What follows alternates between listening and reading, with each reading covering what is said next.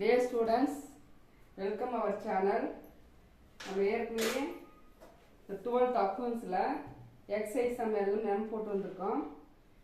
6ல இருந்து நினைக்கிறேன் 15 சம் போட்டோம். இப்போ நம்ம 16வது சம் போட போறோம்.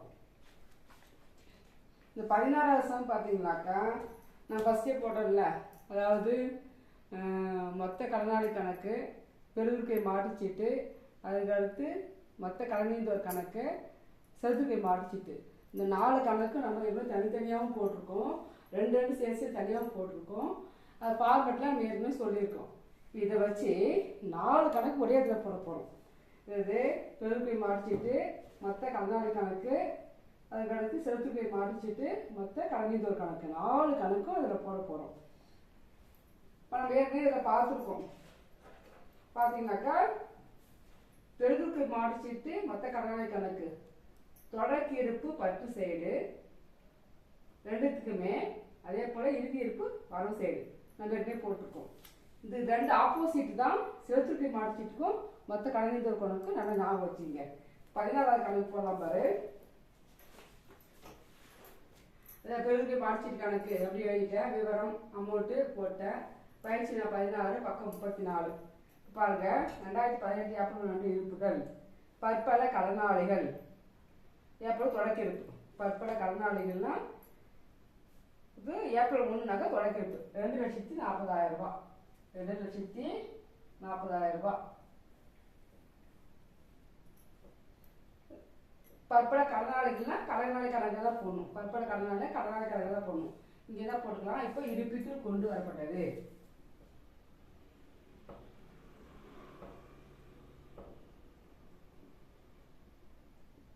கொஞ்சம் வேகமாக எழுதி பழகிட்டாங்க, அப்படியே வரும். கொண்டு வந்து 2,40,000 ரூபாய்.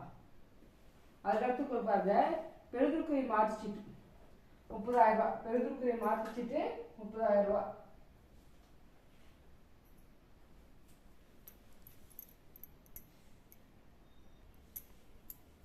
இங்கே கணக்கு நல்லா பார்த்துங்க. பாருங்க, 2018 ஏப்ரல் 1 இருப்புகள் கொடுத்துட்டு பற்பல கடனாளி பெருவிற்கை மாற்றுச்சீட்டு வெள்ளாவி தொடக்க இருப்பு, அதாவது பற்பல கடனாளி தொடக்க இருப்பு, இது பெருவிற்கை மாற்றுச்சீட்டு தொடக்க இருப்பு, பற்பல கடனாளி தொடக்க இருப்பு, செலுத்துகை மாற்றுச்சீட்டு தொடக்க இருப்பு. மேலே டேட் கொடுத்தா எல்லாமே தொடக்கம், கண்டிஷன் ஆகுது, டேட் மட்டும் கொடுத்துருக்காங்க பாரு. அப்போ ஃபஸ்ட்டு பற்பல கடனாளி இருப்பு கொண்டு வரப்பட்டு போட்டோம். அதே போல் பெருவிற்கை மாற்றுச்சீட்டு இருப்புக்கு கொண்டு வரப்பட்டது.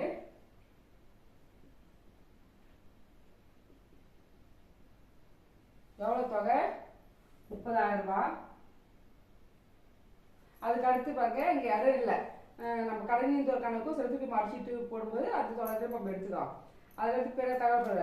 இப்போ கடனாளிக்கு பெற்ற ரொக்கம், கடனாளிக்கு பெற்ற ரொக்கம், கடனாளி பெற்ற ரொக்கம் நம்ம பார்த்தா வரவு சைடு பார்க்கலாம். ரொக்கம், ரொக்க கணக்கு, ரொக்க கணக்கு பெற்றது. கடனாளியிலிருந்து பெற்ற ரொக்கம் 6 லட்சம் ரூபாய். அதுக்கடுத்து பாருங்க, வாடிக்கையாளருக்கு அளித்து தள்ளுபடி. அளித்து தள்ளுபடி இந்த பக்கம் தான் வரும், நான் சொல்லியிருக்கேன். நம்ம ஏற்கனவே போட்டிருக்கோம். அளித்து தள்ளுபடி கடனாளிகளுக்கு வரவு சைடு தான் வரும். பெற்ற தள்ளுபடினாக்கா கடனீந்தோர் கணக்கு பட்டு சைடு வரும். கடனாளி அளித்து தள்ளுபடி கடனாளி கணக்கு வரவு சைடு வரும். அளித்த தள்ளுபடி அந்த ஃபார்மெட் நல்லா படிச்சு ஞாபகம் வச்சுங்க. கரெக்டாக உங்களுக்கு இதுனா கரெக்டாக போட்டுடலாம். 25,000. அதுக்கடுத்து கடனீந்தோருக்கு அழுத்த நோக்கம், அதான் கடனீந்தோர் கணக்கு கொண்டு எடுத்துக்கலாம். சரக்கழித்தோர் அழைக்கப்பட்ட தள்ளுபடி அது அப்போ பார்த்துக்கலாம் வச்சுக்கலாம். அதுக்கடுத்து இது இறுதி இருப்பு கொடுத்துருக்காங்க. அது செலுத்துகை மாற்றுச்சீட்டு, பெருவிற்கை மாற்றுச்சீட்டு, ரொக்கம் பெற்றது, பெருவிற்கை மாற்றுச்சீட்டு ரொக்கம் பெற்றது. பாருங்க, பெருவிற்கை மாற்றுச்சீட்டு ரொக்கம் பெற்றது, பெருவிற்கை மாற்றுச்சீட்டு ரொக்கம் வாங்கியிருக்கோம். ரொக்க கணக்கு பெற்றது 60,000 ரூபாய். பெருவிற்கை மாற்றுச்சீட்டு ரொக்கம் பெற்றது 60,000 ரூபாய். பெருவிற்கை மாற்றுச்சீட்டு மறுக்கப்பட்டது. மறுக்கப்பட்டது எங்கே வரும்னு சொல்லியிருக்கேன் நான்.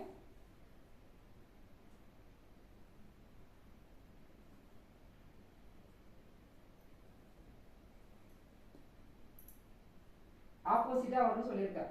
பெருக்குறி மாட்டிச்சிட்டு மறுக்கப்பட்டதுனா இங்கே வரும், பட்டதுனா பட்டுல வரும், மறுக்கப்பட ஆப்போசிட் வலது சைடு வரும்னு சொல்லியிருக்கேன் ஏற்கனவே. அதே போல் அதுக்கு ஆப்போசிட்டு நம்ம அது 2 நாள் போட போகிறது. பெருக்குறி மாட்டிச்சிட்டு மறுக்கப்பட்டது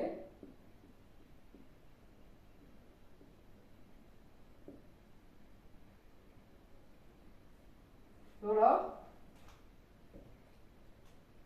4000 ரூபாய். அது கீழே பாருங்க, வாராக்கடன் கொடுத்துருக்காங்க 16000 ரூபாய். வாராக்கடன் எங்கே வரும்? கடனாளி கடன் தான் வரும். வாராக்கடன் 16000 ரூபாய். அதே மாதிரி பெருக்குறி மாட்டிச்சிட்டு இங்கே மறுக்கப்பட்டது இல்லையா, இதுக்கு வந்து ஆப்போசிட்டு மற்ற கடனாளி கணக்கு இங்கே வரும். பெருக்குறி மாட்டிச்சிட்டு மறுக்கப்பட்டது, பெரும் மாட்டிச்சிட்டு கணக்கு அரவு சைடு வரும் மறுக்கப்பட்டது, இங்கே வந்து மொத்த கணக்கு பட்டு சைடு வரும். பெருக்குரிய மாற்று சீட்டு மறுக்கப்பட்டது 4000 ரூபாய்.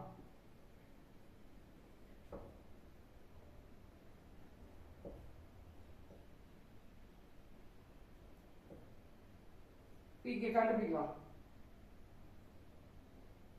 இங்கே வந்து இருப்பு போடணும். இருப்பு கொடுத்துட்டாங்க இல்லையா, இப்போ பெரிய மார்க்கை மாடிச்சு இருக்கிறவங்க இருப்புக்கு ஏற்கப்பட்டு போட்டுக்கோம். இருப்பு கீழ் இருக்கப்படுது இருப்பு 8000 ரூபாய். இவ்வளோதான் நம்ம வந்து இப்போ கண்டுபிடிக்க போகிறோம். 60, 68, 72,000. இதே நேர்கோட்டை எடுத்து எழுதுங்க. 72,000. இது 30,000 கழிச்சா இது 42,000. கடனாளி கணக்கு என்னது வரும்? கடனாளிகள் கணக்கு. இது மாற்றுச்சீட்டு பெற்றது. இது வந்து மாற்றுச்சீட்டு பெற்றது.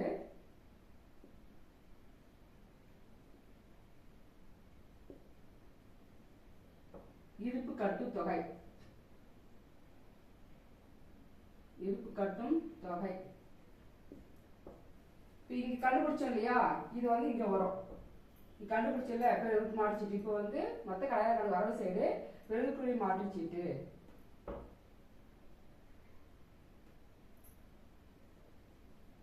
பெருக்குறி மாட்டுச்சீட்டு பெற்றது 42,000. இப்போ டோட்டல் போடலாமா? டோட்டல் போடுங்க. இதெல்லாம் கூட்டி பக்கம் போடணும். அதான் கூட்டி பண்ணுங்க. 6,25,000 அப்படியே கூட்டிக்கணும். 0 0 0 5 11 2 13 மிச்சம் 1 5 6 8 6 6,83,000 வருதா பாருங்க. 6,83,000. எந்த சைடு அதிகமாக இருக்கு பார்க்கணும். எந்த சைடு அதிகமாக இருக்கு பார்க்கணும்.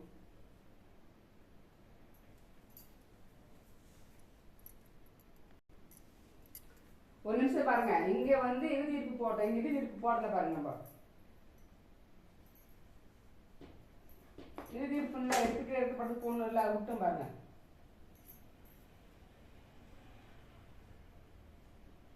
இருப்பு கீழ் இறக்கப்பட்டது எவ்வளவு கொடுத்துருக்காங்க பாருங்க. 2 லட்சம் பற்பல கடனாளி 2,20,000 ரூபாய். ஞாபகம் போடணுங்க. கரெக்டாக பார்த்து போட்டு தப்பு இல்லைப்பா. இப்போ கூட்டினா இந்த சைடு கூட்டினா எவ்வளோ பாரு, 2,20,000.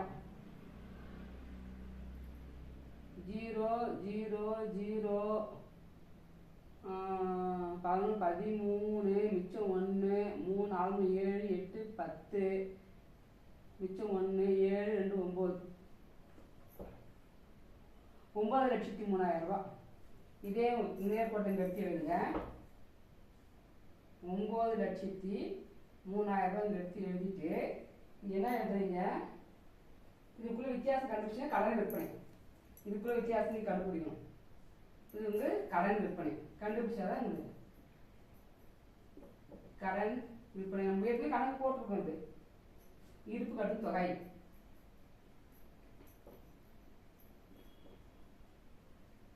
இங்கே இடம் இல்லை, இங்கே போடுறேன் தான் போடுறேன் பாருங்க. 9,03,000 2,44,000 கழிச்சா 0 0 0 13 13 4 போனால் 9 9ல் 4 போனால் 5 இங்கே 8ல் 2 போனால் 6 6,59,000 ரூபா. 6,59,000 ரூபா தான் நம்ம கண்டுபிடிச்ச தொகை.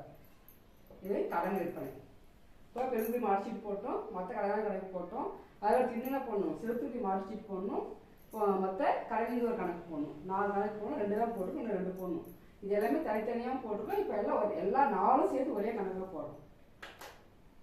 இதை வந்து ரப் பண்ணிட்டு அடுத்த 2 கணக்கு போடலாம். இப்போ பாருங்க, நம்ம செலுத்துக்கு மார்க்ஷீட் கணக்கு எழுதிட்டோம், மொத்த கடனில் ஒரு கணக்கு எழுதிட்டோம்.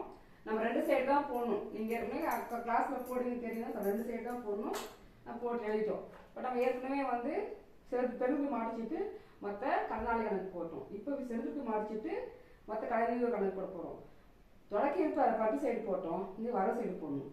இப்போ வந்து செலுத்து மாடிச்சிட்டு தொடக்க இருப்பு வரவு சைடு எவ்வளோ கொடுத்துருவாங்க பாரு. செலுத்துக்கு மாடிச்சிட்டு பருப்பில் கடனிந்தோர் 1,20,000 இருப்புக்கு கொண்டு வரப்பட்டது. இருப்புக்கு கொண்டு வரப்பட்டது 1,20,000. அதில் செலுத்துக்கு மாடிச்சிட்டு அதே போல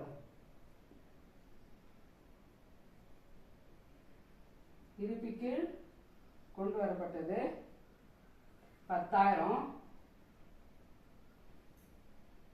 அதுக்கடுத்து பார்த்தீங்கன்னாக்கா கடன் பெற்றவங்க போட்டோம், வாடிக்கையாளர் தள்ளுபடி போட்டோம், கடனிந்தோருக்கு அளித்த ரொக்கம் பாருங்க.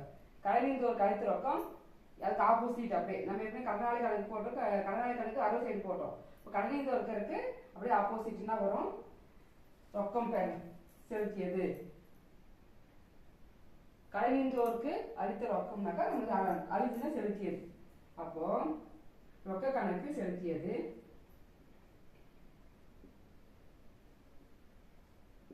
ரொக்க கணக்கு அளித்தது, செலுத்தியது எல்லாம் ஒண்ணுதான்.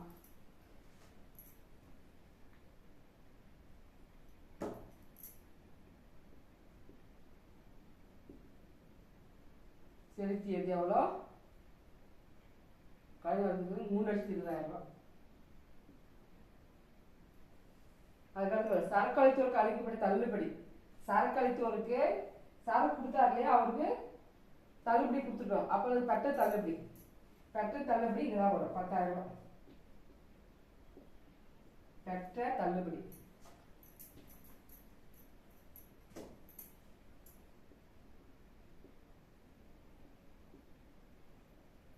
அங்கே அளித்த தள்ளுபடி அரை சைடு போட்டோம், பற்ற தள்ளுபடி 10 சைடு போடுறோம். தள்ளுபடி 10,000 ரூபாய். அதே போல நம்ம இறுதி போட்டுருவோம். இறுதி இருப்பாரு பற்பல கடனிந்தோர் கொடுத்துருக்காங்களா, பற்பல கடனிந்தோர் வந்து இருப்புக்கு கொண்டு வரப்பட்டது கீழே போட்டுருவோம். இருப்புக்கு கொஞ்சம் இடம் விட்டு போடுறோம். இருப்புக்கு கொண்டு வரப்பட்டது எவ்வளோ? 1,50,000 ரூபாய்.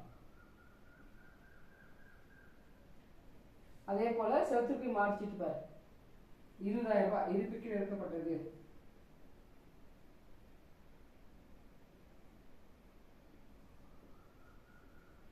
இருப்புக்கு எடுக்கப்பட்டது. இப்போ ரொக்கம் மார்க்ஷீட்டு செலுத்தியது பாருங்க, இங்கே கொடுத்துருவாங்க பாரு.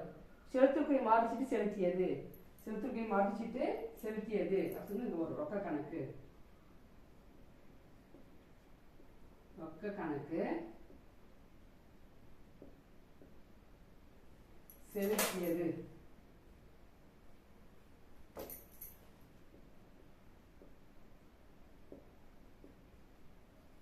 ₹30,000 ரூபாய். இப்போ செலுத்து 30,000 ரூபாய். இவ்வளோதாங்க. இப்போ நம்ம இது பார்த்தா சரி. இங்கே வந்து கண்டுபிடிக்க தொகை வந்து பற்பல கடனில் வச்சுட்டு மார்க்ஷீட் ஏற்கப்பட்டது. கண்டுபிடிக்கிறது பற்பல கடனீந்தோர். பற்பல கடனீந்தோர் கணக்கு மார்க்ஷீட்டு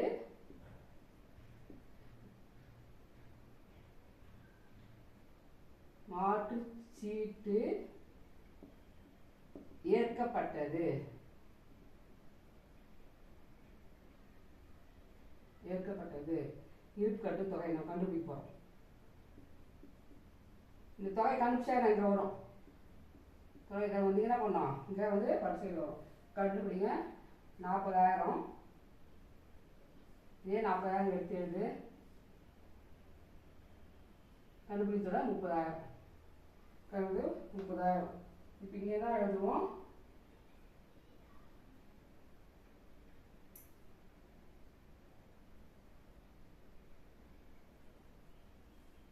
பெருக்கை மார்க்ஷீட் ஏற்கப்பட்டது.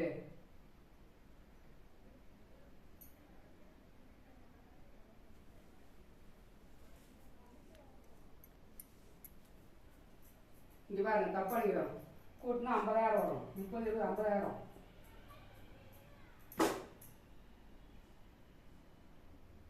50,000